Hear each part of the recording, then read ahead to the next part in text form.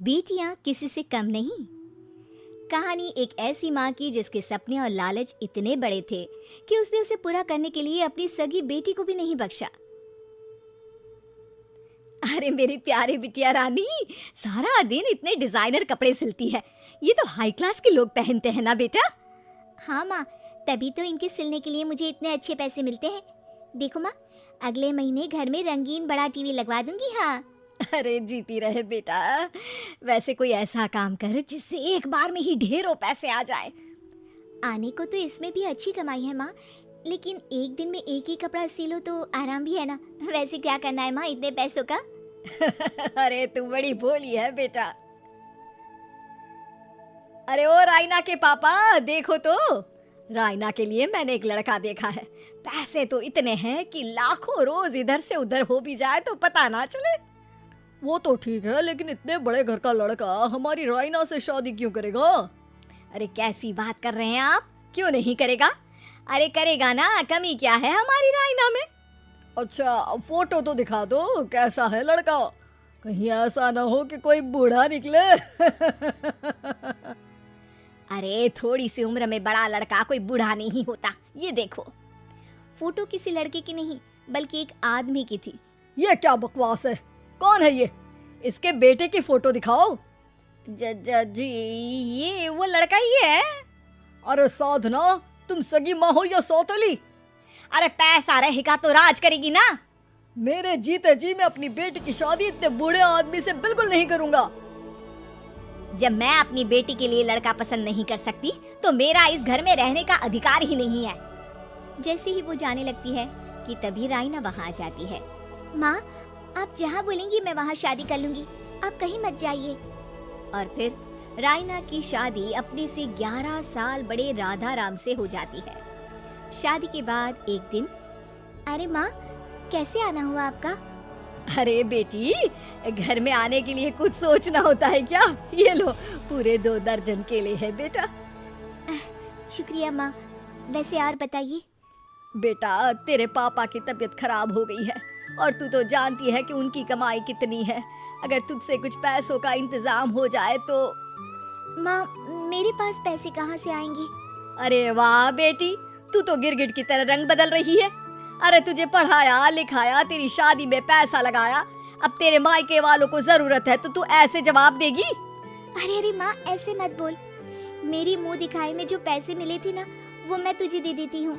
लेकिन अगली बार से आपको जब पैसों की जरूरत हो तो आप कुछ दिनों पहले ही बता देना।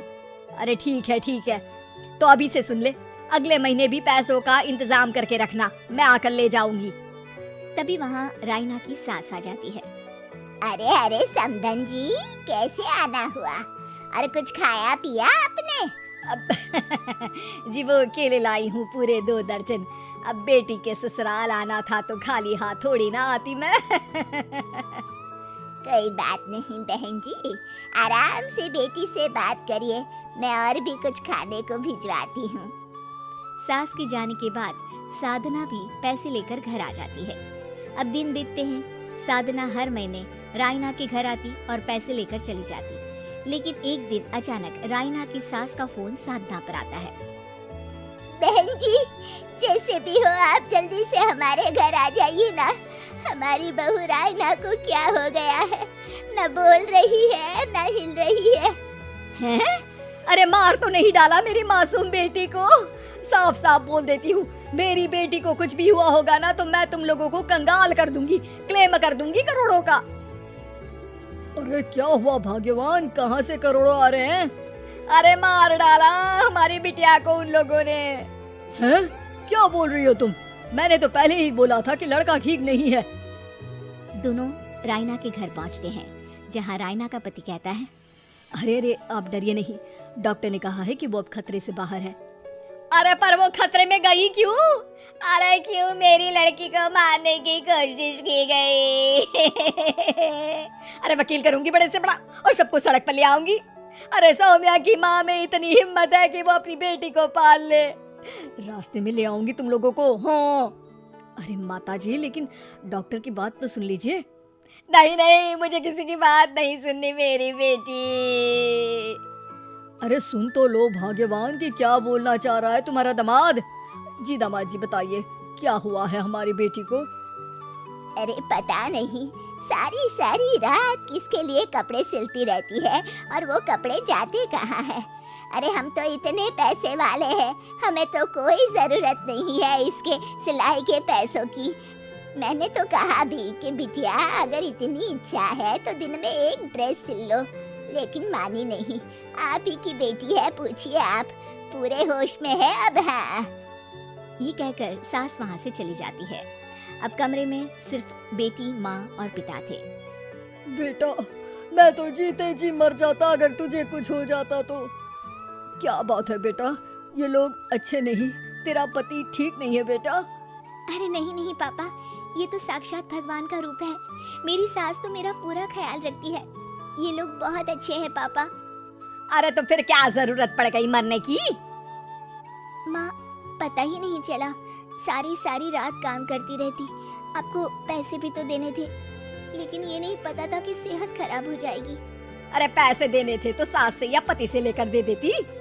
नहीं नहीं माँ, ये मेरे सम्मान के खिलाफ था। आप लोगों ने मुझे इस लायक बनाया है कि मैं आप लोगों की मदद अपने पैसों से करूं।